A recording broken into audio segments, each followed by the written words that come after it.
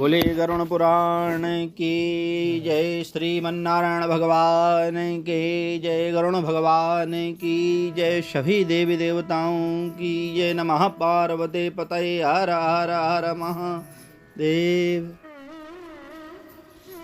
ओम कृष्णाय वासुदेवाय देवकी नंदनाय च नंदगोपकुमाराय गोविंदाय नमो नमः। वसुदेवसुतं देवं कंसचाणूरमर्दनं देवकी परमानन्दं कृष्णं वन्दे जगद्गुरुम्। अहो वकीयं स्तनकालकूटं जिघांसयापायदयप्यसाद्भिः लेभे गतिं धातृजितान्ततोऽन्यं कुम्भादयालुं शरणं व्रजेमः।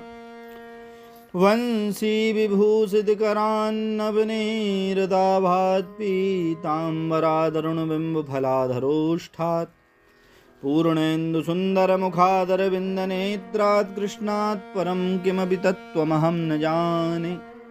नमस्ते देवतानाथ नमस्ते गरुणध्वज शङ्खचक्रगदापाणो वासुदेवाय नमोस्तुते। बोले गरुण पुराण की जय। कल की कथा में हमने भगवान की दिव्य चर्चा को सुना और कल के प्रसंग में जो प्रश्न गरुण जी ने भगवान से पूछे कि मनुष्य का जन्म कैसे होता है, पापों का प्रायश्चित करके किन किन योनियों को प्राप्त करके फिर बाद में पुनः मनुष्य योनि प्राप्त करता है, ये सब भगवान से पूछे और भगवान ने बताए कि देखो मनुष्य अनेक जन्मों को भोगते हुए, पापों के कर्मों को भोगते हुए बाद में मनुष्य जन्म प्राप्त करता है। और मनुष्य जन्म प्राप्त करके यदि वह भगवान को स्मरण नहीं करता तो मानो उसने अपने जीवन की बर्बादी ही कर ली। क्योंकि मनुष्य प्राप्त करके यदि जो भगवान का स्मरण नहीं करते तो देवता भी कहते हैं ऐसे जीवन पे धिक्कार है। तुमने जो मनुष्य देह प्राप्त करके जिसमें भगवान हरि के स्मरण को ना किया, कृष्ण नाम एक बार भी ना कहा, तो यह जीवन पे धिक्कार है। यह सब बात भगवान ने बताई। और आगे गरुण जी ने जब पूछा कि मनुष्य जो है अंतिम क्रिया ना हो, जिसकी अंतिम संस्कार यदि उसका विधि विधान से ना हो, या कोई जंगल में गया शेर ने मार दिया, या कोई बाहर गया गाड़ी से गिर गया मर गया, किसी को पता ही नहीं है, तो उसका कोई अंतिम संस्कार करते संबंधी कोई कारण नहीं हुआ तो उसकी दुर्गति होती है। शास्त्रों में लिखा है कि भाई कोई बाहर गया है, ट्रेन में चल रहा है, चलते चलते उसका हाथ छूट गए, गिर गया, उसकी देह नहीं मिली, मर गया, कौवे चील आदि उसकी देह को खा गए, तो ऐसा व्यक्ति निश्चित रूप से नरक यातना भोगता है, यहाँ प्रेत बना घूमता है।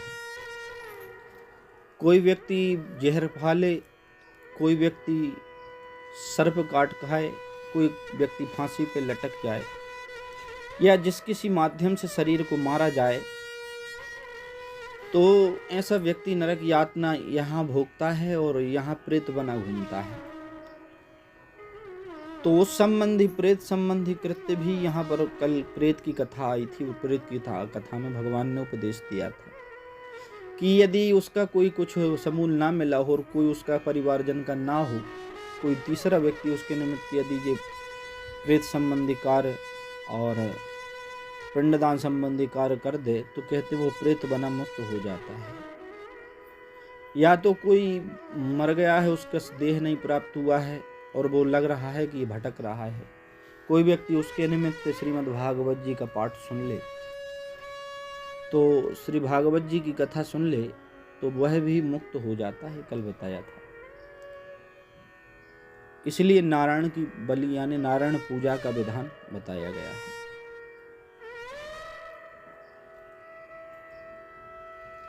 तो यहाँ पर गरुण जी ने फिर प्रश्न पूछा, हे प्रभु, कथितं भवता सम्यदान मातुर्कालिकं म्रियमाणस्य कृत्यं तदिदानीं वद प्रभो। हे प्रभु, हे भगवान, आपने अंत समय का दान अच्छी प्रकार से कहा, वह मैंने सुना।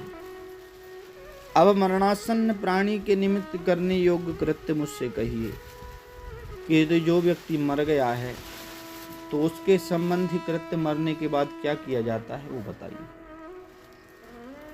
तो भगवान ने कहा, देखो राघव, शृणुतार्च प्रवक्ष्यामि देहत्यागस्य तद्विधिम् मृता येन विधानेन सद्गतिम यान्ति मानवाः। भगवान कहते हैं, गरुण, मनुष्य के मरने पर जिस विधान के करने से उसको सद्गति मिलती है, मरण समय की उस विधि को मैं तुमसे कहता हूं। जिस जीव सुनो, जीव जिस समय प्रारब्ध कर्मयोग से शरीर को छोड़े, जब जीव मर जावे, तब तुलसी के समीप जहाँ तुलसी का विरवा हो, वहाँ गौ माता के गोबर से लीपना चाहिए। और जैसे हम चौक पूरते हैं, से एक मंडल बनाना चाहिए। उस मंडल पर तिल, कुसा आसन बिछाकर उस पर शालिग्राम की मूर्ति के समीप एक योग्य गोबर, शालिग्राम भगवान की तुलसी के समीप शालिग्राम भगवान को स्थापित करें। अनेक पाप आदि के नष्ट करने की सामर्थ्य भगवान शालिग्राम में है। कहते हैं, जहाँ शालिग्राम रहते हैं भगवान और तुलसी रहती हैं, उसके समीप यदि कोई व्यक्ति प्राण को त्यागे तो वह विष्णु लोकम गच्छति। शास्त्रों में प्रमाण मिलते हैं, वह विष्णु लोक को जाता है, क्योंकि तुलसी की छाया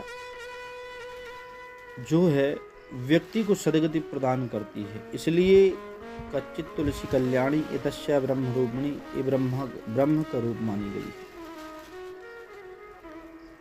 तुलसी वृक्ष की छाया संसार के ताप को मिटाने वाली है। उसके समीप मरने से निश्चय ही मुक्ति मिलती है। भगवान श्रीमन नारायण अपने मुख से कह रहे हैं।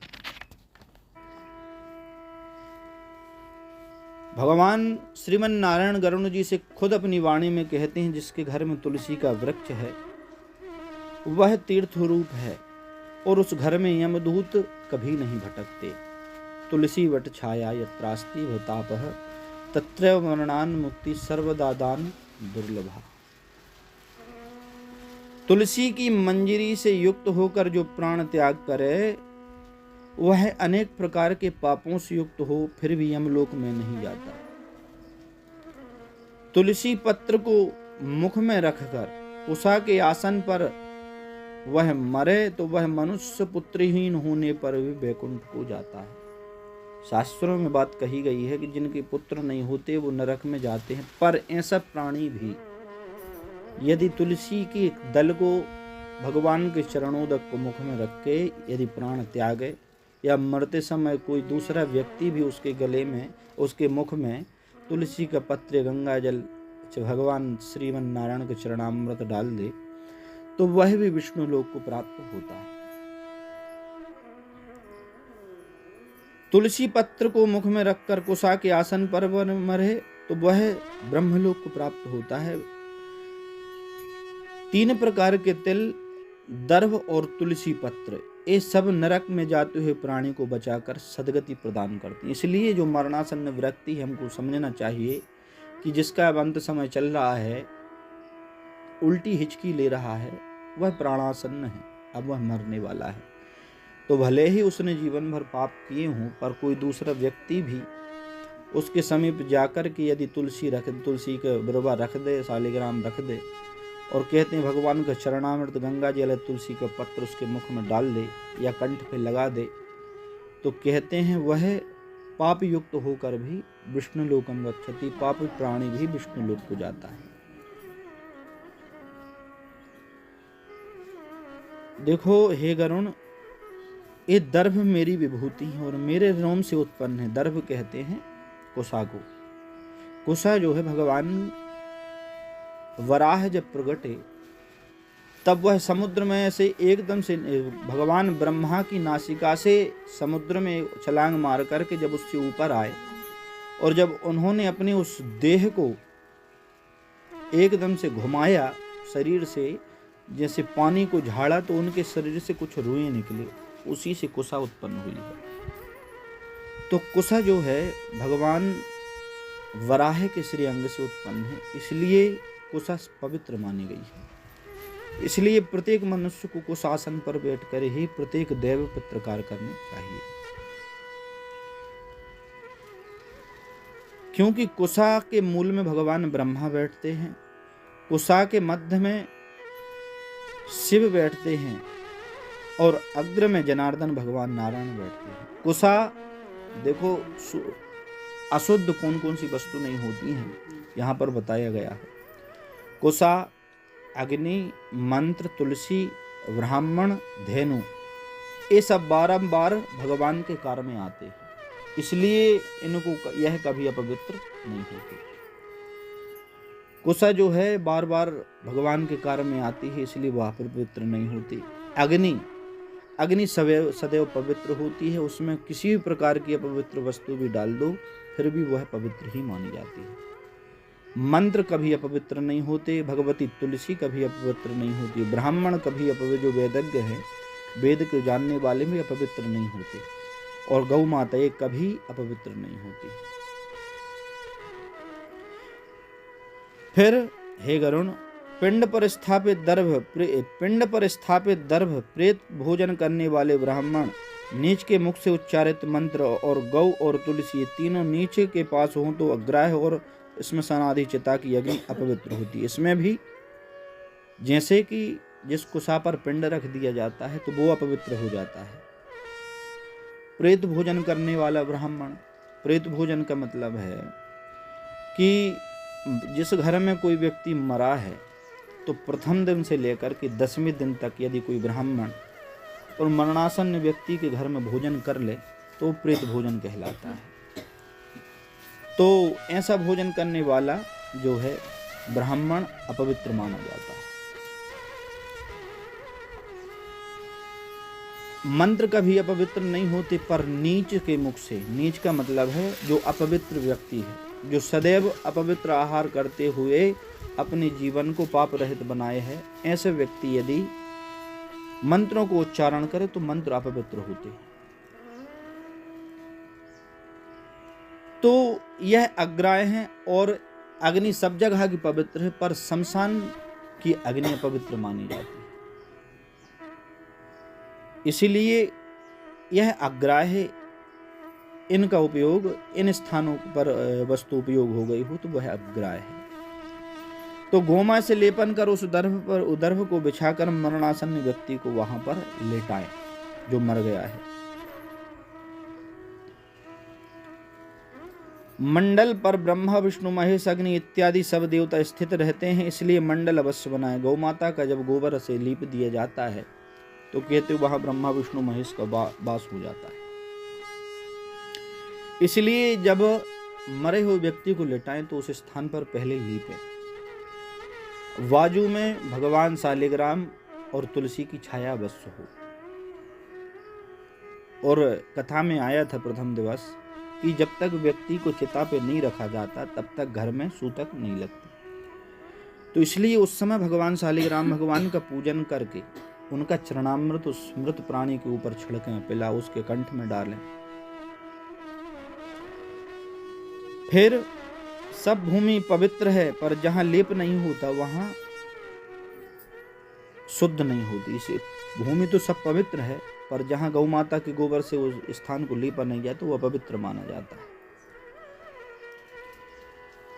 तो हे गरुण,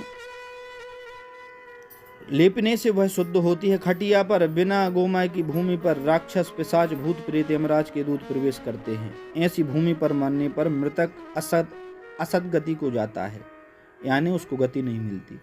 इसलिए जब मरे तो उसे गौमय गोबर से लेप करके ही उस मंडल पर लेटाना चाहिए। अग्निहोत्र, श्राद्ध, ब्राह्मण भोजन, देव पूजन इत्यादि आतुर कर मंडल बिना नहीं करें।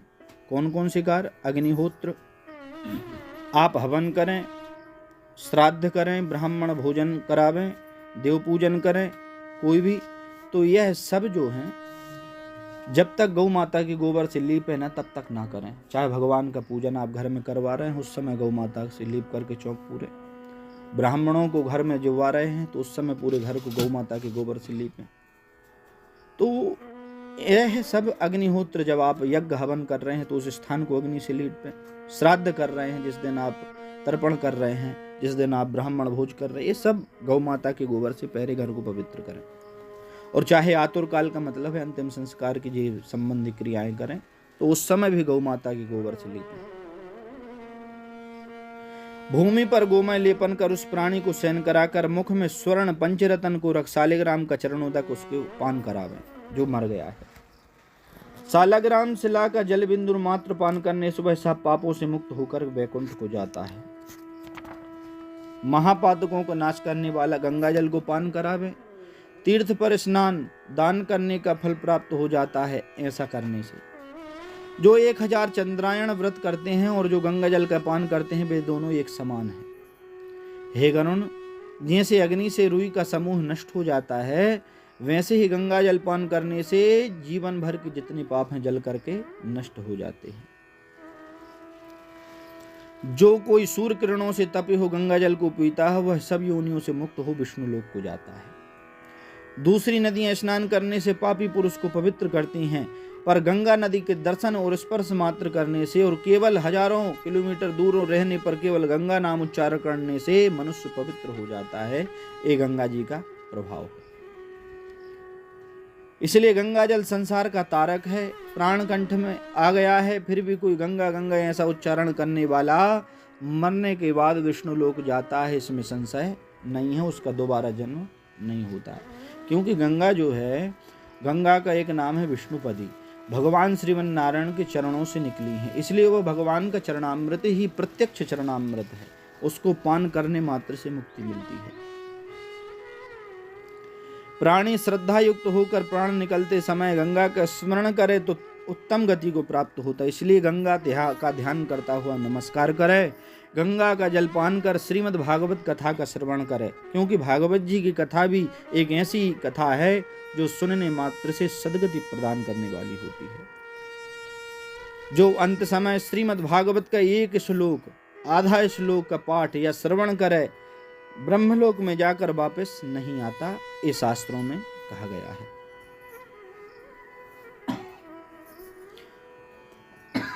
प्राण कंठगत होने पर जो संन्यास्त ऐसा शब्द कहते हैं वह मरने के बाद विष्णु लोक को प्राप्त होते हैं, फिर उनका जन्म नहीं होता। संन्यास्त, संन्यास्त का मतलब है मैं सन्यासी हूँ, मैं विरक्त हूँ। कोई अंत समय मरते समय केवल इतना कह दे मैं सन्यासी हूँ तो इतना कहने मात्र से वह ब्रह्मलोक को प्राप्त होता है।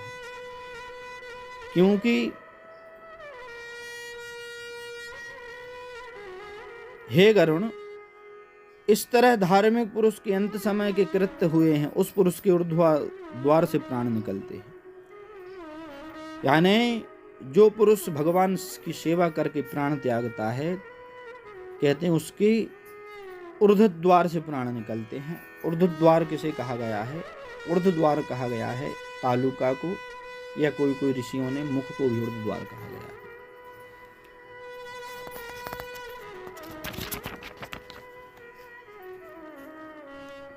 ऊर्ध्वद्वार में जो सामने का द्वार है यानी मुख, नेत्र, नासिका, इन द्वारों को ऊर्ध्वद्वार कहते हैं। इन द्वारों से अच्छे पुरुषों के प्राण निकलते हैं। मुख, आंख, नासिका, ये ऊर्ध्व कान, ये ऊर्ध्वद्वार हैं। इन द्वारों से जिनकी प्राण निकलते हैं वह जो हैं श्रेष्ठ प्राणी कहलाते हैं। और योगियों की तालु रंध्र से प्राण निकलता है। जो योगी होते हैं, जो गृहस्थ होकर भी भगवान में लीन रहते हैं, वो भी योगी कहलाते हैं। और जो योगी होते हैं सब त्याग करके केवल परमात्मा का भजन करते हैं। तालु का शिरोभाग से, तालु को कहते हैं शिरोभाग से, यहां से उनके प्राण निकलते हैं। प्राण और अपान ये दोनों नाभि स्थान में रहते हैं। जब ये अलग अलग होते हैं तब सूक्ष्म होने पर वायु उस शरीर रूपी पुतले से निकलता है। उस वायु के निकलने के बाद यह शरीर गिर जाता है, जैसे बिना आधार के वृक्ष गिर जाता है। ऐसे ही प्राण निकलते ही बिना आधार के शरीर जमीन पर गिर जाता है। फिर प्राणी जब इस शरीर को छोड़ता है तब चेष्टा रहित यह शरीर, जब तक वह प्राण है जब तक तो शरीर ठीक है, प्राणों के निकलने के बाद यह शरीर दुर्गंध रहित और निंदनीय हो जाता है। फिर कोई भी शरीर को स्पर्श करना नहीं चाहता, क्योंकि वह आत्मा रूपी परमात्मा जो है इस शरीर को त्यागता है, तो उसके त्यागने के तत्क्षण बाद कोई दूसरा व्यक्ति इस शरीर को छूना पसंद नहीं करता, और छू ले तो बार बार यह सोचता है कि घर जाके हमें स्नान करना पड़ेगा। जिस शरीर को खूब साबुन से रगड़ा है, जिस शरीर को खूब अपने भोगों में युक्त किया है, ऐसे शरीर को भी प्राण निकलने के बाद कोई स्पर्श नहीं करता। प्रथम तो इसमें जीव पैदा होता है, जानते हैं, यह जानवर खा जाते हैं, या दृष्टादृश्य दुर्गंध हो जाता है, या चिता में भस्म बन जाता है। इस शरीर की 3 गतियां हैं। शरीर की कौन कौन सी 3 गतियां हैं शास्त्र में बताई गई हैं। पहली गति है, या तो इसको जलाएंगे तो राख बनेगा। दूसरी गति, इसको गड्ढे में गड़ाएंगे तो यह विष्ठा का कीड़ा बनेगा। और तीसरा, इसको जल में बहाएंगे तो इसको मछलियां खाएंगी। ये 3 ही शरीर की गति है, और चौथी इसकी कोई गति नहीं है। ये प्रत्येक प्राणी की गति है। क्रमी बिट भस्म संज्ञानकम ते। तो पंच महाभूतों से निर्मित शरीर से पंच महाभूत निकलकर पृथ्वी में पृथ्वी मिल जाती है, तेज में तेज, वायु में वायु, और जल में जल लीन हो जाता है। देह में स्थित जो आत्मा है वह सर्वव्यापी, सुखकारक तथा बंधन रहित, जगत का साक्षीभूत, अजर, अमर और अविनाशी है। ऐसा वह आत्मा शुभ अशुभ फल को नहीं भोगता, क्योंकि ये आत्मा जो है शुभ अशुभ फल को कभी नहीं भोगती। इसके द्वारा जो शरीर भगवान यदि जगत में है तो यह शरीर प्राप्त है, भौतिक शरीर, और मरने के बाद उस आत्मा के द्वारा सूक्ष्म शरीर में प्रवेश करा करके, जिसको यातना देह कहा जाता है, उससे कर्मों को भोगवाती है। पर आत्मा कभी मरती नहीं है। वह आत्मा 10 इंद्रियों से व्याप्त तथा शब्द, स्पर्श, रूप, रसगंध, काम, क्रोध आदि से युक्त, अन्नमय, प्राणमय, मनोमय, विज्ञानमय, आनंदमय, इन 5 कोशों से व्याप्त नवीन शरीर में उसी प्रकार प्रवेश करती है जैसे घर में आग लगने से मनुष्य दूसरे नए घर में प्रवेश कर जाता है। ऐसे ही यह आत्मा जब यह शरीर काम का नहीं रहता, इस शरीर से निकल करके नवीन शरीर में प्रवेश कर जाती है। पर वह शरीर पूर्वकृत शरीर द्वारा जो कर्म किए गए हैं उसके द्वारा अगला शरीर का निर्माण होता है कि वह किस योनि में, किस शरीर में प्रवेश करेगा। धार्मिक पुरुष तत्काल दिव्य देह धारण कर उज्ज्वल वस्त्र, पुष्पादि की माला तथा सुवर्णों से, रत्नों से आभूषित होकर अंत समय के दान पुण्य के प्रभाव से देवताओं से पूजित स्वर्ग को ले चले जाते हैं। जो दानी महापुरुष हैं, जो भगवान के परम वैष्णव भक्त हैं, वह दिव्य देह धारण करके भगवत धाम को चले जाते हैं। उनकी देवता भी जय जयकार करते हैं। गरुण जी ने फिर प्रश्न किया, हे प्रभु, लोकांतर उपयोगी कर्म कर पुण्यवान पुरुष स्वर्ग लोक में जाते हैं, उनकी देह का अग्नि संस्कार कैसे करें? यदि उनकी स्त्री उनके साथ सती हो जाए तो उसका क्या फल है?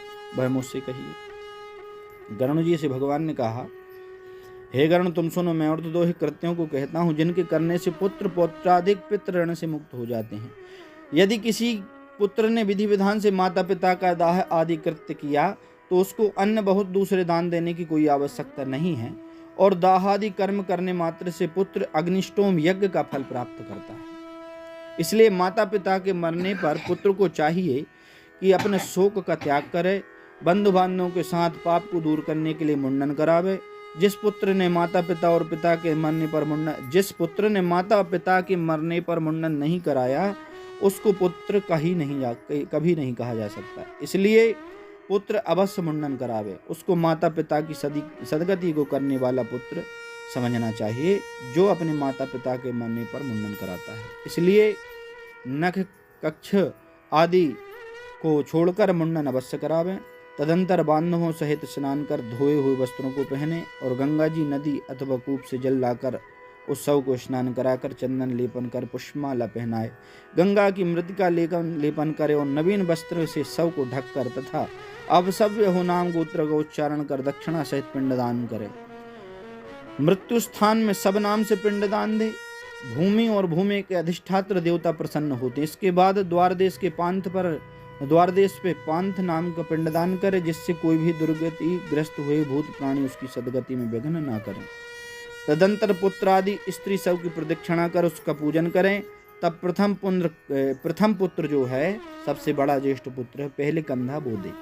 फिर तदंतर जितने पुत्र हैं वह कंधा दें। फिर बंधु बांधव सब एकत्र होकर कंधा दें,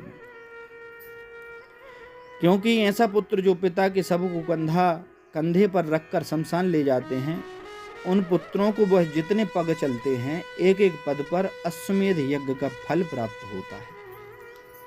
क्योंकि उसका एक कारण है, जिस पिता ने पुत्र को कंधे पर, पीठ पर और गोदी पर चढ़ाकर प्यार किया था, वह आज ऋण उतार रहा है। जिस पिता ने पुत्र को बचपन में खिलाया था, आज वही पुत्र अपने पिता माता को कंधा दे रहा है, तो वह अपने एक एक ऋण को चुका रहा है। अतः उस ऋण को चुकाने के लिए मरे हुए पिता को कंधे पर रखकर जो शमशान को ले जाता है, वह पितृ ऋण से निवृत्त हो जाता है। इस प्रकार शमशान के आधे मार्ग में पहुंचकर भूमि को शुद्ध कर शव को पहले विश्राम कराएं आधे मार्ग पे, फिर भूत नाम से पिंडदान दे। इसलिए पिंडदान दिया जाता है विधि विधान से। कहाँ कहाँ पिंडदान दिया जाता है? पहले जहाँ प्राणी को लिटाया जाता है उस स्थान पर, दूसरा द्वारदेश पे यानी चौखट के पास, और तीसरा जो पिंडदान दिया जाता है मध्य विश्राम स्थल पर, जहाँ उसको बीच में विश्राम कराया जाता है, तो तीसरा पिंड वहाँ दिया जाता है, जिससे कि पिंडदान देने से जिस स्थान पर उसको बैठाया गया है वहाँ के प्रेत उसके मार्ग में विघ्न नहीं करते हैं। इसलिए पिंडदान करना चाहिए।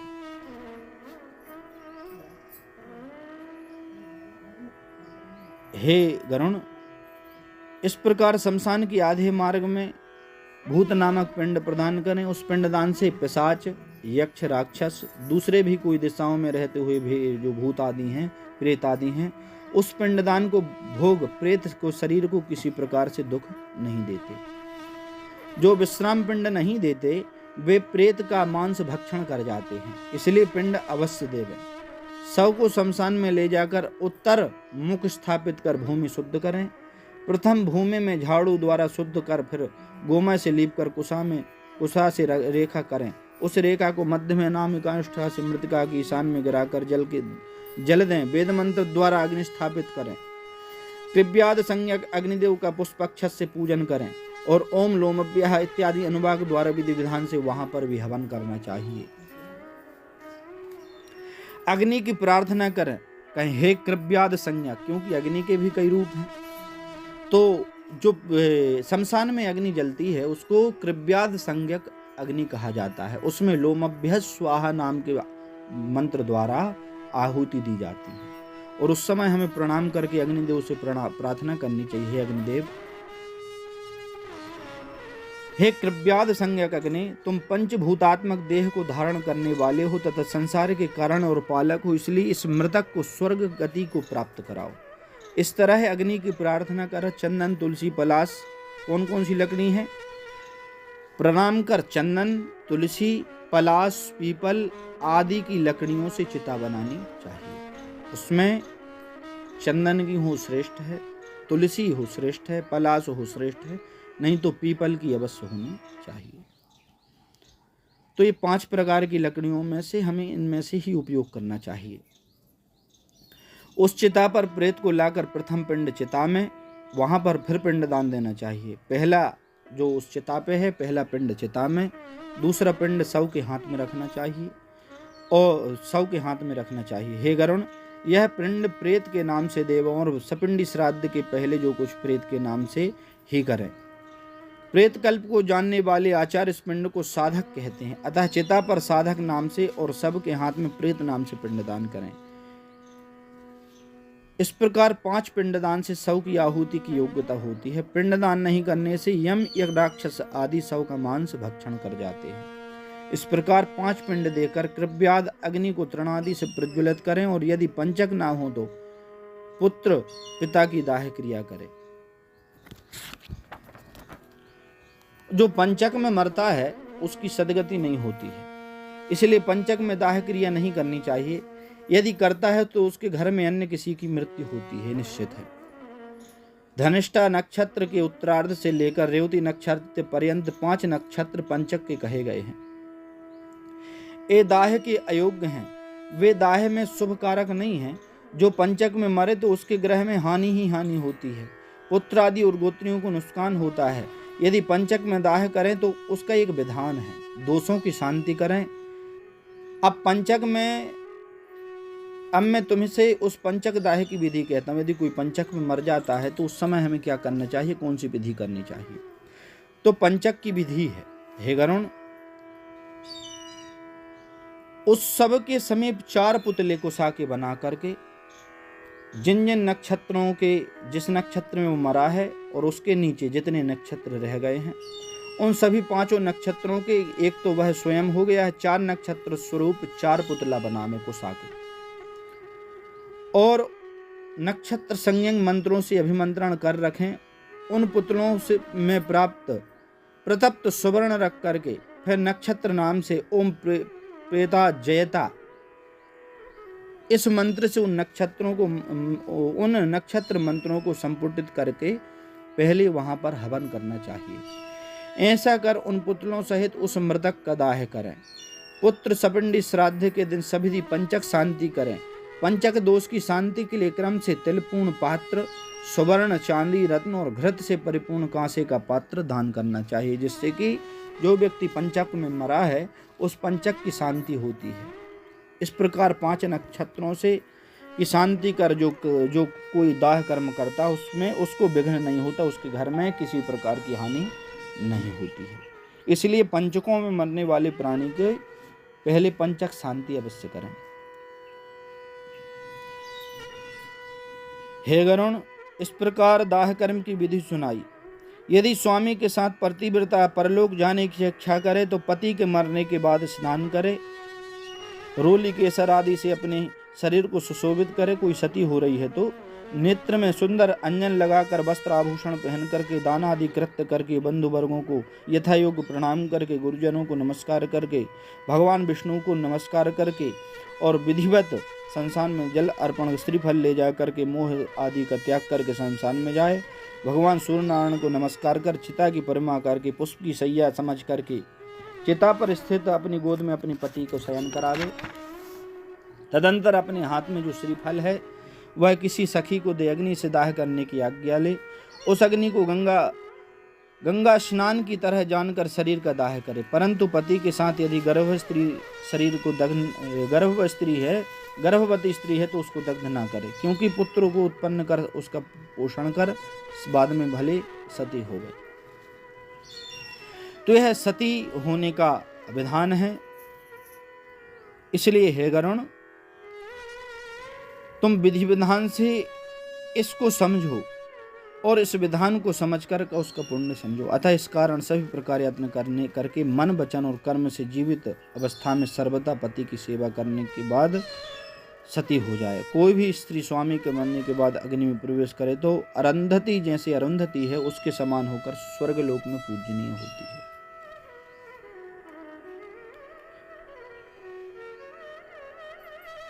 जो पति के मरने के बाद सती होती है वह स्त्री माता का कुल, पिता का कुल, स्वामी का कुल, तीनों कुलों का उद्धार कर देती है और 3.5 कोटि मनुष्यों के शरीर में रोम हो उतने काल तक वह पति के साथ स्वर्ग में निवास करती है और वह पति को भी तार देती है।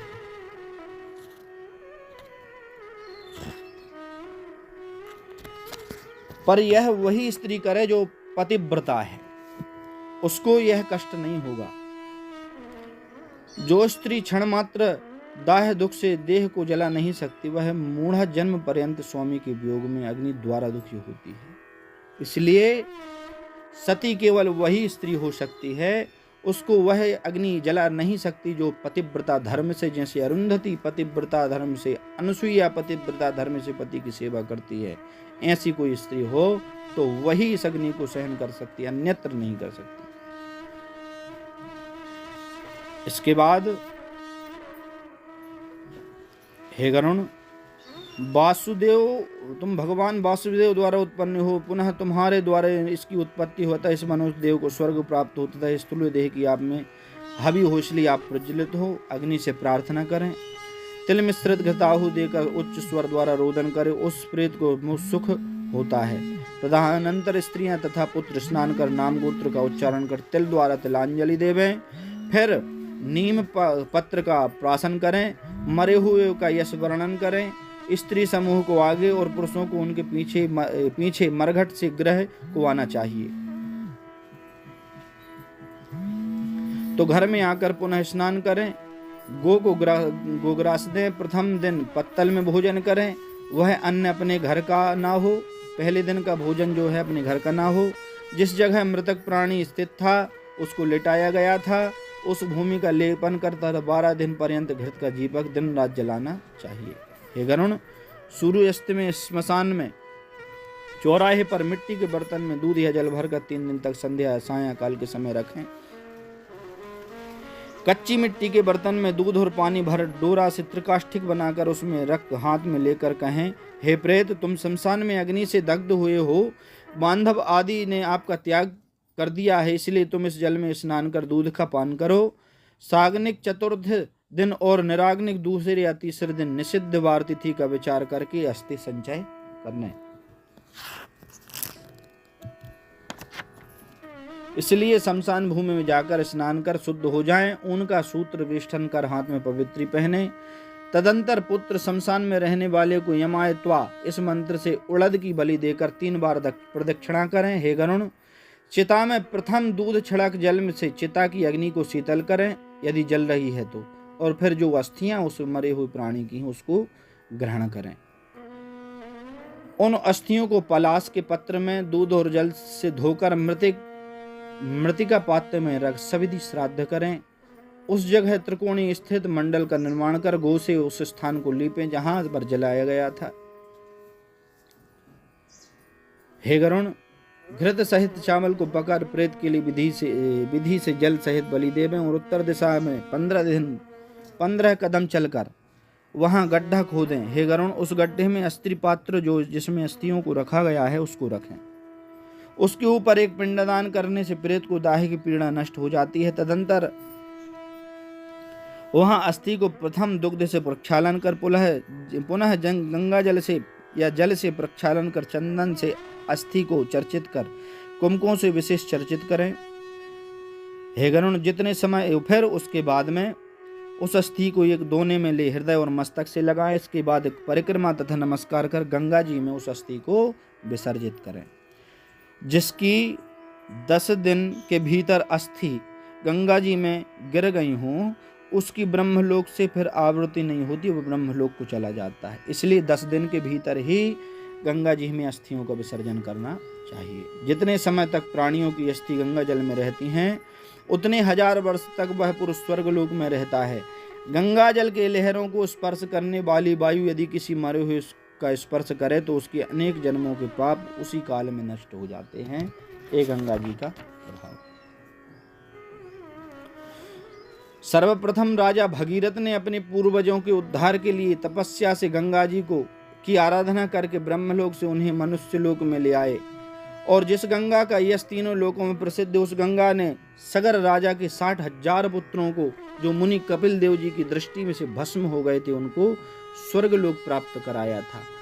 जो प्राणी पूर्व अवस्था में पाप करके मर गए हैं उनकी अस्थियों को गंगा में प्रक्षेप करने पर वे स्वर्गलोक में चले जाते हैं। किसी महावन में अनेक जीवों को मारने वाला एक व्याध हुआ। उस व्याध को किसी सिंह ने मारा, तब वह व्याध नरक में जाने लगा। उस समय उस व्याधि की अस्थि गंगा में गिर गई, जिससे वह व्याध तत्काल विमान में बैठ स्वर्ग में चला गया। यदि सुयोग पुत्र हो तो अपने हाथ से पिता की अस्थि को गंगा में प्रक्षेप करे। 10 गात्र के कार्य को करे। कोई प्राणी विदेश तथा वन में चोर आदि के भय से मर गया है, उसकी देह प्राप्त नहीं हुई है, इस स्थिति में क्या करना चाहिए उसकी विधि सुनो। जो विदेश में मर गया है उसकी यदि देह प्राप्त नहीं हुई तब क्या करना चाहिए, तो उसके लिए शास्त्रों में विधान है। एक दर्भ का पुतला बना, अब कोई विदेश में मर गया है, रेलगाड़ी में कट के मर गया, उसका शरीर प्राप्त नहीं हुआ, तो फिर उसके लिए क्या करना चाहिए, इसका विधान। एक दर्भ का यानी कुशा का पुतला बनाना चाहिए, बनाकर काष्ठादि से दाह क्रिया कर भस्म उस पुतले की भस्म लेकर के गंगा जल में प्रक्षेप करें। उस पुतले के 10 गात्र कर्म, किसी स्त्री का गर्भ परिपूर्ण हुआ हो, 10 गात्र आदि कर्म करें। यदि किसी स्त्री का गर्भ परिपूर्ण हुआ है, उस समय उस स्त्री की मृत्यु हो गई हो, भाई 10वें माह चल रहा है, 9वां पूर्ण हो गया है और वो स्त्री मर जाए, तो पेट फाड़ करके उस बालक को निकाल लें। यदि बालक मर गया हो तो उसे भूमि में गड़ा दें और स्त्री का दाह संस्कार करें। यदि कोई बालक गंगा तीर पर मर जाए तो उसको गंगा में प्रवाहित कर दें। और 27 मास तक का बालक यदि अन्य देश में मरे तो भूमि में गाड़ दें। 27 मास से अधिक आयु वाले बालक का दाह कर अस्थि लेकर गंगा में ही विसर्जन करें। गंगा जल में भरकर एक घड़े का दान करें तथा केवल बालक को भोजन कराएं। यदि 27 मास का बालक, उससे अधिक आयु वाला बालक मर गया है तो उसको उसकी गंगा आदि नदी में प्रवाहित अस्थि करें, जलाएं, उसको जलाना चाहिए। और उसके निमित्त केवल किसी बालकों, ब्राह्मण बालकों को, 5 बालकों को बुलाकर के भोजन कराना चाहिए। जो गर्भ में ही मर जाए उसका कोई क्रिया नहीं होती। जो शैशव अवस्था में दांत निकलने के पूर्व मर जाए तो दूध का दान करना चाहिए। यदि 3 वर्ष तक की अवस्था वाले बालक की मृत्यु हो जाए तो एक जलपूर्ण घट का दान करना चाहिए और खीर का दान, खीर बना करके उसको वितरण करना चाहिए, कन्या आदियों को खिलाना चाहिए। यदि उपनीत कुमार की मृत्यु हो, जिसका उपनयन हो गया हो 5 वर्ष के बाद, तो उपनीत कुमारों और ब्राह्मणों को, ऐसा व्यक्ति मर जावे तो ब्राह्मणों को, केवल 5 ब्राह्मणों को भोजन कराएं। 5 वर्ष बाद उपनीत या अनुपनीत बालक मर जाए तो उसके लिए गुड़ सहित खीर के 10 पिंड देना चाहिए। एकादशा, द्वादशा, वृषोत्सर्ग और महादान के अतिरिक्त से सभी और दोहिक क्रिया करनी चाहिए। ये 5 वर्ष के से बड़े बालक के लिए। उसकी गंगा जली जो है वो नहीं, एकादशा द्वादशा नहीं होता, उसके लिए 10 दिन तक का ही विधान है। हे गरुण, पिता जीवित हो और बालक पौगंड अवस्था में मरे तो उसके निमित्त सपिंडी श्राद्ध नहीं करें, केवल 12वें दिन एक उद्दिष्ट श्राद्ध करें। स्त्री शूद्रादि के प्रतादि स्थान में विवाह है, व्रत धारण के प्रथम सब वर्ण की समान क्रिया है, वह अवस्था प्रमाण द्वारा करें। छोटी सी उम्र होने से क्रिया तथा विषय आदि की इच्छा अल्प होती है, क्योंकि जितना छोटा जीव होगा उसकी विषय इच्छा उतनी ही कम होगी। हे गरुण, 15 वर्ष तक का किशोर अवस्था में कोई बालक मरे तो सय्यादान, वृषोत्सर्ग, पददान, गोदान आदि करना उसके लिए चाहिए। सन्यासियों का दाह कर्म, उदक क्रिया, 10 गात्र आदि कुछ नहीं करनी चाहिए, क्योंकि दंड ग्रहण मात्रेण नरो नारायण भवेत्। केवल जो दंड ग्रहण कर लेते वह नर नारायण का रूप हो जाते हैं, तथा त्रिदंड ग्रहण करने से उनको प्रेतत्व नहीं होता। जो ज्ञानी अपने स्वरूप अनुभव से ही सदा जीवन मुक्त है, वे पिंडदान की इच्छा नहीं रखते, क्योंकि दंड लेने पर वह जीवन मुक्त हो जाते हैं। इसलिए सन्यासियों को पिंडदान ना करें। यदि पुत्र की पिता में भक्ति है तो तीर्थ श्राद्ध या गया श्राद्ध करे। हे गरुण, हंस, परमहंस, कुटीचक, बहुदक, इन 4 प्रकार के सन्यासियों की यदि मृत्यु हो जाए तो उन्हें भूमि में ही गड़ाना चाहिए। गंगा आदि नदियों में उपलब्ध न होने पर उन्हें भूमि में गड़ाने का विधान है, किंतु वहाँ यदि गंगा महानदी है तो सन्यासियों को जल की समाधि देनी चाहिए।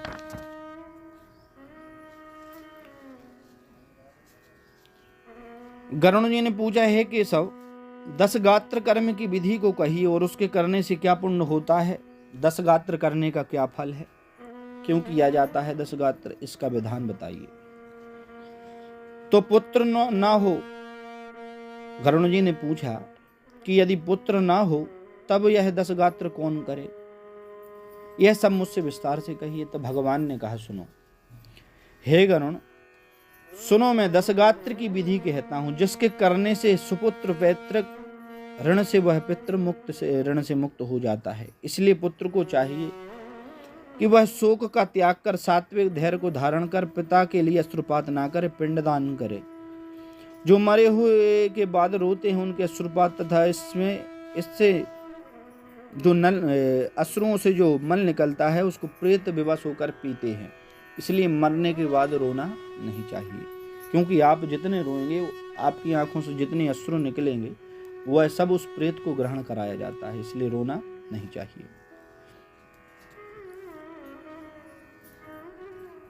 क्योंकि जो मरे हुए के बाद रोते हैं उनको वह अश्रु ही पिलाया जाता है। इसलिए नर्तक दुखी ना हो। 10,000 वर्ष पर्यंत तक शोक करने पर भी कोई व्यक्ति जीवित नहीं हो सकता। इसलिए शोक का त्याग कर दें। जो उत्पन्न है उसकी मृत्यु निश्चित है, और जिसकी मृत्यु होती है वह निश्चित जन्म लेता है, इसमें कोई संशय नहीं है।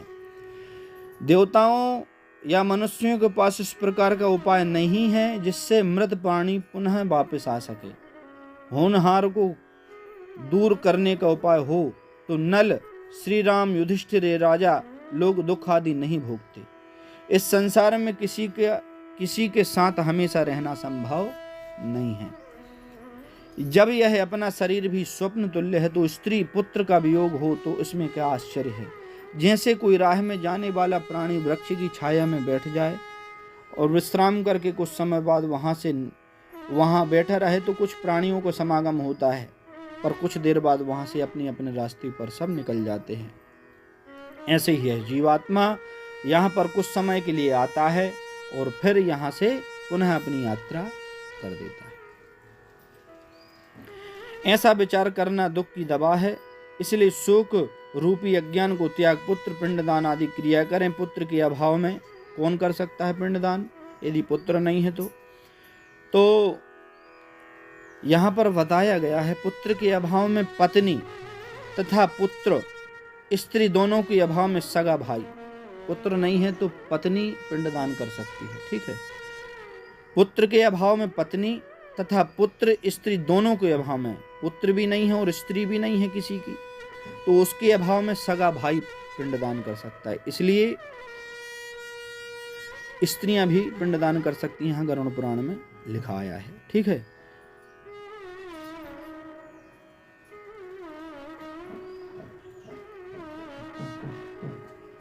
तो पुत्र जिसकी पुत्री भी नहीं है और स्त्री भी नहीं है तो दोनों के अभाव में सगा भाई पिंडदान करे। भाई के अभाव में ब्राह्मण भी पिंडदान कर सकता है उसके निमित्त। ब्राह्मण के अभाव में कोई शिष्य भी उसका पिंडदान कर सकता है। शिष्य के अभाव में सपिंडी गोत्र सगोत्र वाले अपने परिवार के अन्य जन भी उस क्रिया को कर सकते हैं। हे गरुण, जिसके पुत्र नहीं है उसके पिंडदान आदि कार्य बड़े भाई या छोटे भाई के पुत्र या पौत्र कर सकते हैं। भाइयों के मध्य में एक भाई को पुत्र है। शास्त्रों में ये बात कही गई है। किसी घर में 5 भाई हैं और 5 में से केवल एक पुत्रवान है और बाकी 4 को पुत्र नहीं है, तो वो सब पिता माने जाते हैं, सब पुत्रवान माने जाते हैं। शास्त्र का वचन है, क्योंकि वह अकेला ही पूरे कुल को तारता है। इसलिए 4 भाई में से 5 यदि भाई हैं और उनमें से किसी एक को वैश्य संतान है पुत्र और 4 को नहीं है, तो वो सब पिता ही माने जाएंगे। ऐसा मनु महाराज ने कहा है। एक पुरुष की बहुत सी स्त्रियां हों, जैसे कोई मानो एक पुरुष है और उसकी अनेक स्त्रियां हों और उनमें से कोई एक को पुत्र हो, तो अन्यत्र जो स्त्रियां हैं वो सब माता मानी जाएंगी। ये शास्त्र का वचन है। हे गरुण, ऐसा मनु का आदेश है। सब पुत्रहीनों में तो यदि सब पुत्रहीन है, किसी का कोई पुत्र ही नहीं है, तो मित्र भी पिंडदान कर सकता है। कुल में कोई भी ना हो तो पुरोहित, उस घर का जो ब्राह्मण है लगा हुआ पुरोहित है, वह भी पिंडदान कर सकता है। इसलिए कि क्योंकि क्रिया का लोप ना हो। स्त्री या पुरुष अपने मित्र की क्रिया करें। अनाथ की क्रिया करने वाले को कोटि यज्ञ का फल मिलता है। कोई अनाथ व्यक्ति है और उसके द्वारा संस्कार, उसकी अंतिम क्रिया पिंडदान संबंधी कार्य यदि कोई व्यक्ति कर दे, तो जैसे 1 करोड़ कोई यज्ञ कर ले उसका जो फल प्राप्त होता है केवल उस अनाथ व्यक्ति की यह कार्य करने से उसको फल की प्राप्ति होती है। हे गरुण, पुत्र पिता का दशगात्र करे, परंतु ज्येष्ठ पुत्र यदि मर जाए तो उसका कार्य पिता स्नेह से भी ना करे। यदि एक पिता है, उसका बड़ा पुत्र मर गया है और पिता जीवित है, तो पिता का पुत्र की क्रिया नहीं करनी चाहिए। ठीक है।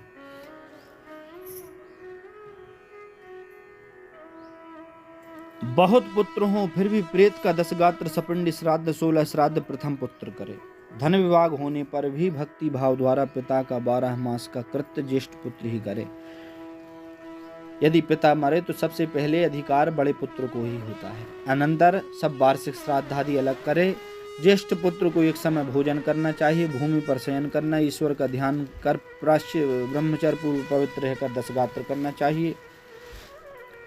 देखो, 7 बार पृथ्वी की परिक्रमा करने का जो फल होता है, उतना ही फल माता तथा पिता की क्रिया करने से पुत्र को प्राप्त होता है। आप 7 बार पूरी पृथ्वी की परिक्रमा कराओ, उसका जो फल होता है केवल माता पिता की अंतिम समय की क्रिया करने से उस पुत्र को वह फल की प्राप्ति हो जाती है। दशगात्र से लेकर 12 मास तक की क्रिया करने से गया श्राद्ध का फल होता है। उसे कूप में, तड़ाग में, बगीचे में, तीर्थ में, मंदिर में आलस्य रहित हो मध्याह्न समय में जाकर अमंत्रक स्नान करना चाहिए। शुचि पवित्र हो वृक्ष के नीचे दक्षिणाभिमुख स्थित वेदी का निर्माण कर उस वेदिका पर प्रणासन बिछाकर कुछ ब्राह्मण बैठे उसका पाद आदि से पूजन करके इस मंत्र से नमस्कार करें। उसके समीप पिंड स्थान पर एक कुशा का आसन बिछाकर उसका नाम गोत्र को उच्चारण कर पिंड का दान करें। वह पिंड चावल या यब के आटे का हो, जिस पर चंदन कनेर चढ़ावें। धूप दीप नैवेद्य सुपारी पान दक्षिणा आदि पत्र से दूध पानी एक साथ रखकर हाथ में जल लेकर अमुक गोत्र वाले प्रेत को मैं पिंड दान देता हूँ, ऐसा करके पिंड दान देवे। अन्न वस्त्र जल द्रव्य और अन्य जो वस्तु प्रेत शब्द से देते हैं, इससे मृतक को अनंत फल प्राप्त होता है। इसलिए प्रथम दिन से लेकर सपिंडीकरण के पूर्व तक स्त्री पुरुष को प्रेत शब्द से पिंड दान दें।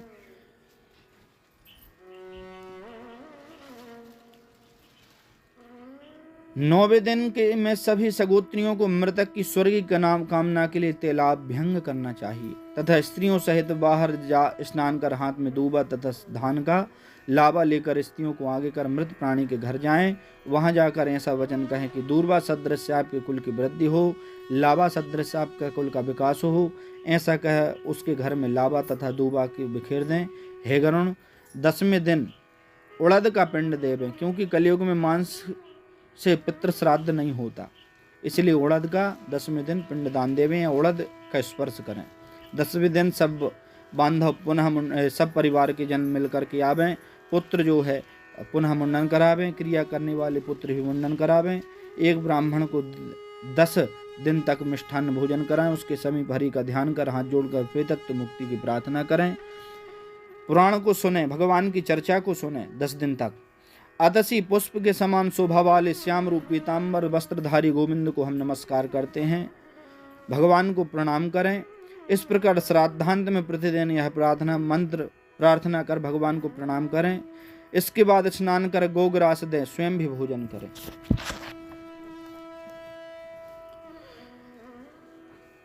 गरुण बोले, हे जगदीश्वर, 11वें दिन के कृत्य विशोत्सर्ग और सब विधान मुझसे कहिए। श्री भगवान उत्तर में कहते हैं, 11वें दिन प्रातः काल जलाशय में जाकर बड़े प्रयत्न से परलोक संबंधी क्रिया करें। वेद शास्त्र के ज्ञाता ब्राह्मणों को निमंत्रण दें। 10 दिन तक प्रेत के नाम गोत्र द्वारा मंत्र श्राद्ध कर तदंतर 11वें दिन मंत्र सहित प्रेत को पिंडदान दें। हे गरुण, भगवान की प्रतिमा बना करके भगवान का चारों दिशाओं में पूजन करें, भगवान का स्मरण करें। ब्रह्मा विष्णु शिव धर्म इन सब वेद मंत्रों के तर्पण से तथा होम कर श्राद्ध आदि 10 घट दान आदि करें। इसके बाद पितरों के उद्धार के लिए गौदान करें। हे माधव, मैंने यह गौ तुम्हारे प्रीत्यार्थ दी है, इसलिए प्रसन्न हो।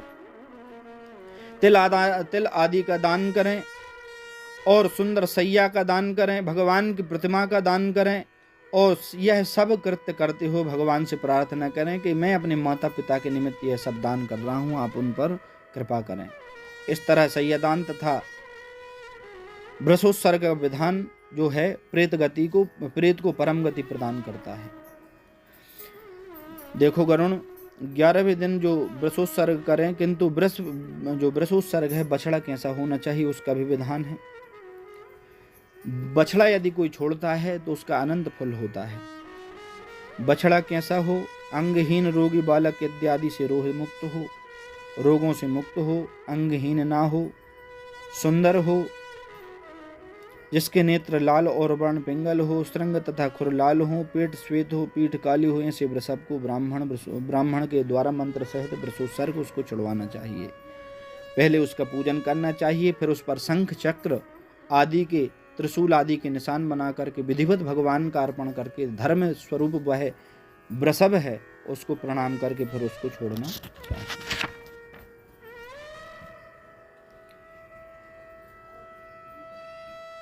मनुष्य को बहुत से पुत्रों की कामना करनी चाहिए, जिससे उनमें से कोई भी पुत्र गया जाए या 8 वर्ष की कन्या के विवाह करे या नील वृषभ का त्याग करे। जो पुत्र पिता के लिए वृषोत्सर्ग तथा गया श्राद्ध करे वही पुत्र माना जाता है, अन्य सब कीड़ी के समान है।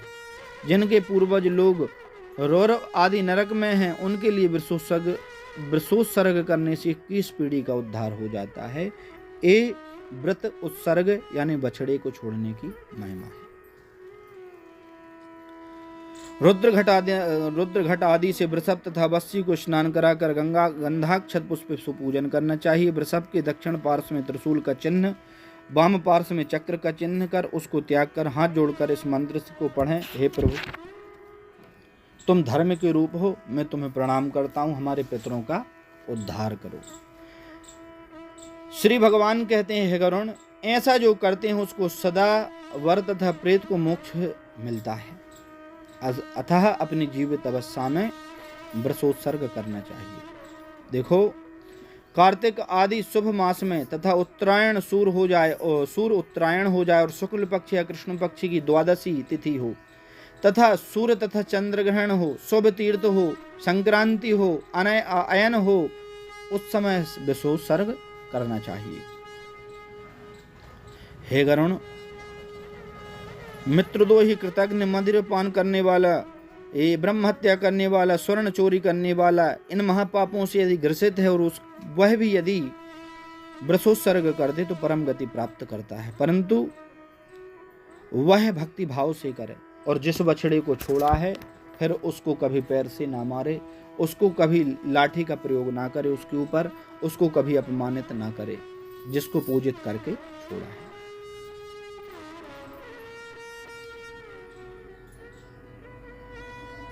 हे गरुण, और सुनो, मरणावस्था में, द्वार में, अर्धमार्ग में, चिता में, शव के हाथ में तथा अस्थि संचय में इस प्रकार 6 पिंड दान कर 10 दिन तक 10 गात्र के 10 पिंडों को देना चाहिए।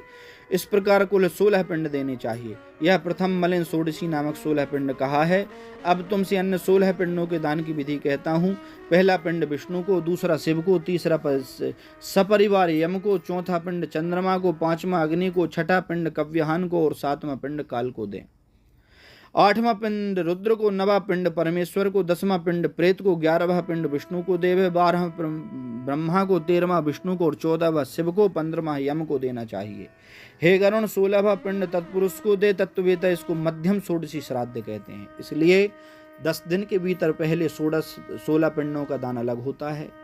प्रथम जहाँ वह प्रेत मरा है वहाँ से लेकर के अस्थि संचय तक 6 पिंड होते हैं और फिर उसके बाद 10 दिन तक 10 पिंड होते हैं, इसलिए यह 16 पिंड कहे गए हैं। फिर उसके बाद 16 पिंडों का दान अलग मध्यम षोडशी के निमित्त करना चाहिए। इस प्रकार पूरी श्राद्ध में 48 श्राद्ध कहीं 48 पिंड दानों का विधान कहा गया है।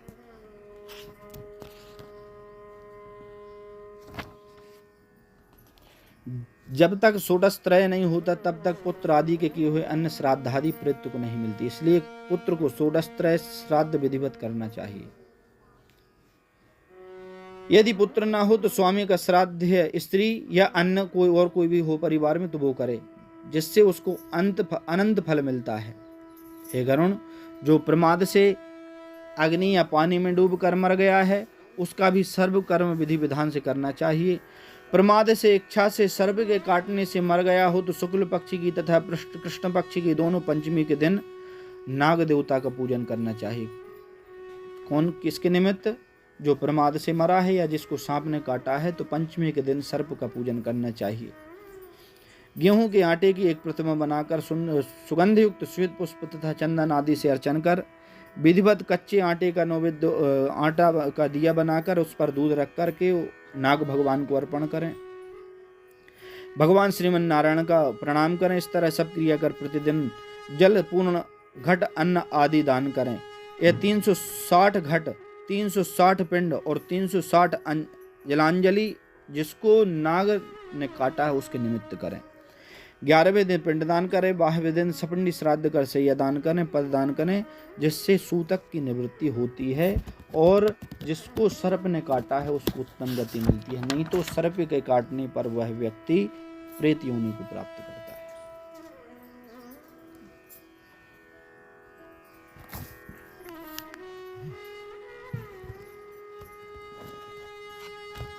कल कितने बजे हो? 5-6 बजे हो। कितने बजे? 5 बजे हाथ है तो 4 बजे 4 बजे हो। ठीक है, तो कल हम एक काम करें,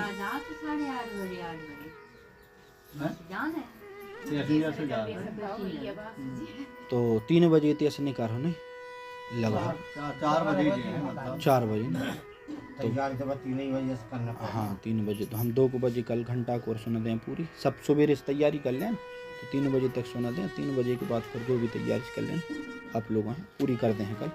कल जब 5 के 5 पूरे दिन हो जाए, ठीक है? तो नहीं कोई दिक्कत नहीं। तो गरुण जी कहते हैं, प्रभु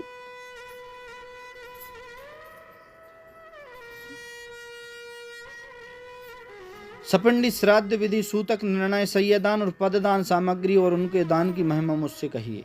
श्री भगवान कहते हैं, गरुण तुमको सपंडीकरण आदि से लेकर क्रियाएं कहता हूं, सुनो। जिनको पिता पितामह प्रपितामह वसु रुद्र आदित्य नाम से पिंडदान नहीं मिलता, उनको पुत्र आदि के दिए हुए अनेक प्रकार के दान प्राप्त नहीं होते। जिस पुत्र ने सपंडी श्राद्ध नहीं किया वह पुत्र हर समय अपवित्र रहता है और उसकी सूतक की निवृत्ति नहीं होती। इसलिए सूतकांत में पुत्र सपंडी श्राद्ध अवश्य करे। अब मैं तुमको जिस वर्ण में जैसा सूतक लगता है वह कहता हूं। देखो, जो ब्राह्मण होते हैं, ब्राह्मणस्तु दशाहेन क्षत्रियो द्वादशे हनि वैश्य पंच दशाहेन शूद्रो मासेन शुद्ध्यति। ये शास्त्रों में कहा गया है। ब्राह्मण जो है 10 रात्रि की उसको सूतक लगती है। किसी घर में मरने पर ब्राह्मण यदि है तो उसको 10 दिन की सूतक लगती है। क्षत्रिय के घर में कोई मरे तो उसको 12 दिन की सूतक लगती है। वैश्य वर्ण में यदि कोई मरे तो उसको 15 दिन की सूतक लगती है। और शूद्र के यहाँ कोई मरे तो उसको 1 मास की सूतक होती है, शास्त्र में लिखा है। पर कुछ कुल के लोगों को 3 रात्रि तथा गोत्रजों को स्नान मात्रक शुद्धि होती है। देखो सूतक कितनी पीढ़ी तक लगती है। 4 पीढ़ी में 10 रात्रि की सूतक लगती है। 5वीं पीढ़ी में 6 रात्रि की सूतक लगती है। 6वीं पीढ़ी में 4 रात्रि की सूतक लगती है। 7वीं पीढ़ी में 3 दिन का सूतक लगता है। जो 8 पीढ़ी के लोग हैं उनके लिए 1 दिन का सूतक लगता है। 9वीं पीढ़ी को 2 प्रहर का सूतक लगता है। और 10 पीढ़ी हो गई हो तो उनको स्नान मात्र से शुद्धि होती है।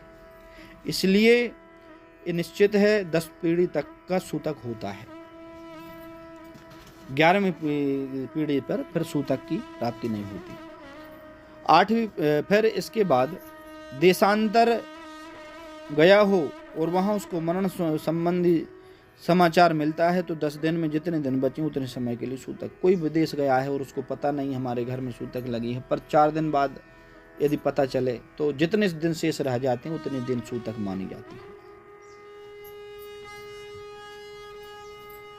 हे गरुण, 1 साल बीत जाने पर समाचार मिलने पर भाई कोई मर गया और 1 साल बाद पता लगे कि हमारे कुल खानदान में मर गए थे तो उनको स्नान मात्र से शुद्धि हो जाती है। एक बात और है, किसी को पूर्व में सूतक लगा है, जैसे सूतक किसी के घर में चल रहा है, चाहे जनन सोच हो चाहे मरण सोच हो, तो किसी के घर में सूतक चल रहा है और एक सूतक पहले से चल रहा है और उस समय तदंतर उसी समय कोई दूसरा सूतक लग जाए, तो दूसरा सूतक प्राप्त हो जाए, तब पहले जो मरा है उसके सूतक से द्वितीय सूतक की निवृत्ति हो जाती है।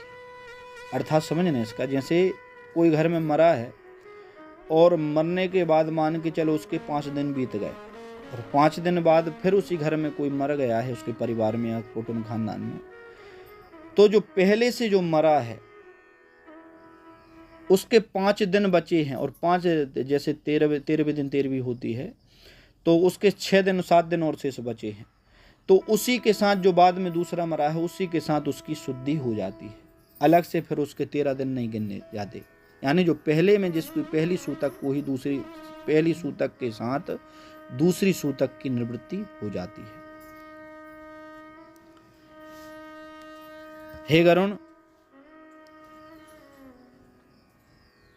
जिसके दांत नहीं आए हैं उसकी मृत्यु होने पर उसका स्नान मात्र से और चौल कर्म पर्यंत 1 रात्रि से, यज्ञोपवीत के पूर्व 3 रात्रि से और यज्ञोपवीत होने के बाद 10 रात्रि का सूतक होता है। जन्म से 27 महीने के अंदर कन्या की मृत्यु हो जाए तो उसकी स्नान मात्र से शुद्धि हो जाती है, ऐसा सब वर्णों में मानना चाहिए। यानी जन्म से 27 महीने तक की जो कन्या की मृत्यु होती है उसकी स्नान मात्र से शुद्धि होती है। जिस कन्या का वागदान नहीं हुआ है उस कन्या का 1 दिन का सूतक लगता है और सगाई होने के बाद 3 रात्रि का सूतक लगता है और वागदान होने पर दोनों पक्षों में 3 दिन का सूतक लगता है। ये बड़ी बात है। यानी कोई कन्या का वागदान हो गया है तो यहाँ भी सूतक लगेगा, उस घर में भी सूतक लगेगा। विवाह होने के बाद स्वामी पक्ष में सूतक लगता है, विवाह यदि हो गया है। वागदान मतलब अभी शादी नहीं भाई,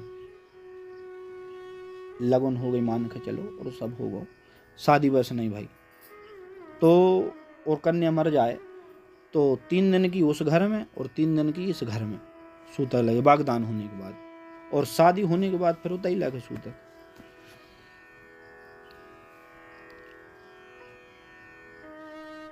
यदि किसी स्त्री का 6 महीने का गर्भ नष्ट हो जाए तो उतने मास का परिगणना कर सूतक की निवृत्ति करें। स्वजात युक्त अशोच माताओं को लगता है। गर्भपात होने से सद्य शौच सपिण्यों को लगता है। जनन शौच और मरण शौच में सवर्णों को 10 दिन का सूतक लगता है। ऐसा कलयुग में बताया गया है। आशीर्वाद सूतक के समय क्या नहीं करना चाहिए? आशीर्वाद, किसी को प्रणाम नहीं करना चाहिए, देव पूजन नहीं करना चाहिए, अभिवादन नहीं करना चाहिए, किसी का स्वागत कोई घर में आ जाए तो खूब स्वागत, खटिया पर नहीं सोना चाहिए, भगवान को स्पर्श नहीं करना चाहिए, ब्राह्मणों को स्पर्श नहीं करना चाहिए, यह सूतक में नहीं करना चाहिए। और संध्या, दान, जप, होम, पितृ तर्पण, ब्राह्मण भोजन, ये सब सूतक में नहीं करना चाहिए। देखो एक और बड़ी घटना, विवाह, यज्ञ, उत्सव, इनकी आरंभ में होने पर जनन सोच और मरण सोच आ जाए तब अशोच अवस्था की प्रवृत्ति के लिए के पूर्व बने भोजन को करने से कोई दोष नहीं रहता। इसका अर्थ ये है, भोजन पहले बन गया है, कोई शादी हो रही है, भोजन पहले बन गया है और भोजन तो बन के पूरा तैयार हो गया है और सब करने ही वाले हते और कोई मर जाए तो उस समय वह भोजन अपवित्र नहीं होता। ये यहाँ लिखा है। विवाह, यज्ञ, उत्सव, इनकी आरंभ होने पर जनन सोच और मरण सोच आ जाए तब अशोच अवस्था की प्रवृत्ति के पूर्व बने भोजन में कोई दोष नहीं है। यह भगवान मनु का आदेश है। सूतक में जो ब्राह्मण अज्ञात अवस्था में अन्न आदि किसी के यहाँ से लेता है तो वह दोष का भागी नहीं होता, क्योंकि ब्राह्मण को पता नहीं, पर जो दे रहा है उसको दोष लगता है। जो दाता सूतक को गुप्त रखकर ब्राह्मण को दान देता है और ब्राह्मण सूतक है ऐसा जानकर भी दान ग्रहण कर लेता है, वे दोनों प्रायश्चित के भागी होते हैं। इसलिए सूतक शुद्धि में पिता का सपिंडी श्राद्ध करे, उससे पितृणों के साथ पितृलोक में चले जाते हैं।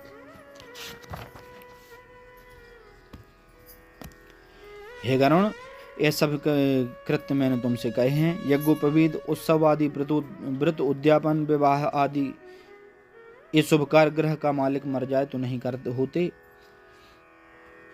समस्त तीर्थों में जो फल स्नान आदि द्वारा मिलता है, यज्ञ आदि को करने से जो फल प्राप्त होता है, वह सब 12वें दिन सपिंडी श्राद्ध करने से मिलता है। पुत्र स्नान कर मृत स्थान पर गोमय से लीप कर शास्त्रों विधि से पिंडदान करे, तदंतर भगवान की पूजा करे और फिर विधि विधान से पिंडदान करे। यह सब विधि विधान से करने से प्रेत को परम गति प्राप्त होती है। इसके बाद अतिथि भोजन करावे, हंतकार को सदा करे, जिससे पितर मुनि देव मानव आदि तृप्त होते हैं।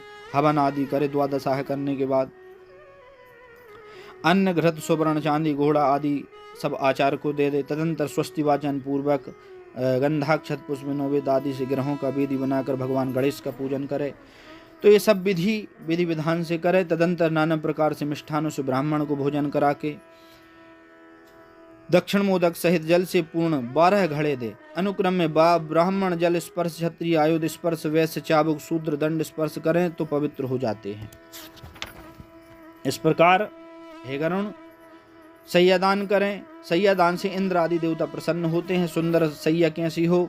बोझते सुंदर काष्ठ की सैया हो, रेशमी सूत से गुथी हुई हो, सुवर्ण के पात्रों से शोभित हो। सैया कोमल, जिसमें सफेद रुई से वह बनी हुई सैया हो। तकिया हो, सफेद वस्त्र से ढकी हुई हो, सुगंधित पुष्प उस पर रखे हों, रेशम के धागे बंधे हों। ऐसी सैया को तैयार कर भूमि में बिछा दें। उस सैया पर मच्छरदानी, दिया चट, चामर, आसन, भोजन, बर्तन, झारी, कलश, शीशा, पचरंगा का चंदावा, अन्य भी कार्य में आने वाली सामग्री जो जीते जी मनुष्य अपने उपयोग में लेता है, यह सब सामग्री रख करके उस पर रख करके विधि विधान से सैया का दान करे। पगड़ी आदि वस्त्र आदि पहनाकर उस सुख सैया पर लक्ष्मी नारायण के देवें, भगवान की मूर्ति को देवे। तदंतर कुसुम पुष्प आदि से हरि और लक्ष्मी का पूजन कर लोकपालों सहित ग्रहों का, देवी गणेश का पूजन करें। उत्तराभिमुख होकर कुसुम अंजलि ले ब्राह्मण के समक्ष मंत्र कहे, हे कृष्ण, जैसी तुम्हारी सैया क्षीर समुद्र में सब काल है, वैसे ही मेरी सैया जन्म जन्म में सूनी ना रहे। इस भाव से को प्रणाम करते हुए सैया का दान करें। जीवन में अपने हाथ से सैयादान और वृषोत्सव करने से रुचि हो तो पर्व दिन में करें। एक सैया एक ही ब्राह्मण को देवें। विभाग या विक्रय करें तो दाता का अधपतन होता है, इसलिए एक दान एक ही ब्राह्मण को करना चाहिए। सैयादान के प्रभाव से स्वर्गलोक मिलता है, अप्सराएं समुदाय से सेवित होती हैं। यह सब भगवान गरुण से यह सब सैयादान की व्यवस्था कह रहे हैं। उसके बाद पददान करे। पददान के विषय में कहता हूँ। पददान में क्या आता है? छत्र, जूता, वस्त्र, अंगूठी, कमंडल, आसन, पंचपात्र, ये 7 वस्तुएं पददान कही गई हैं। यह 12 ब्राह्मणों को बुला करके एक एक को अलग अलग देवें, नहीं तो एक ब्राह्मणों को ही करें। फिर 12 या 13 ब्राह्मणों को बुलाकर विधि विधान से पददान करें, जिससे कि धार्मिक जन सदगति को प्राप्त करते हैं। ये पददान रास्ते में सुख देने वाले होते हैं।